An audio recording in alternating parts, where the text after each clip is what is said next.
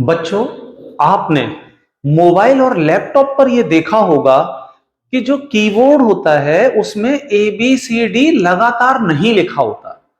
आइए इसका कारण जानते हैं कि ऐसा क्यों है। क्योंकि किसी भी कीबोर्ड में ए एस डी एफ इस ऑर्डर में क्यों रहता है और इस कीबोर्ड को हम क्वार्टरी कीबोर्ड क्यों कहते हैं। असल में जब टाइपराइटर पहली बार बना था तो उस टाइपराइटर में ए बी सी डी इसी तरह से लेटर दिए गए थे, लेकिन इंग्लिश में कुछ लेटर्स का बहुत ज्यादा प्रयोग होता है।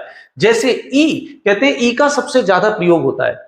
तो जब कुछ लेटर जिनका बहुत ज्यादा प्रयोग था वो पास पास में होने की वजह से वो जब यहां पर थे तो ये आपस में इस तरह से टाइप होती थी, इनकी छड़ें ये आपस में फंस जाती थी और टाइपराइटर वहीं पर रुक जाता था। तब क्वार्टी नामक एक वैज्ञानिक थे या ऑब्जर्वर थे, उन्होंने ऐसा ऑब्जर्व किया कि जिस की के जो बहुत ज्यादा यूज आ रही हो तो उसके पास उन लेटर्स को रखा जाए जिनका यूज कम हो, मतलब ना के बराबर हो। तो इस तरह से ये कीबोर्ड का निर्माण हुआ।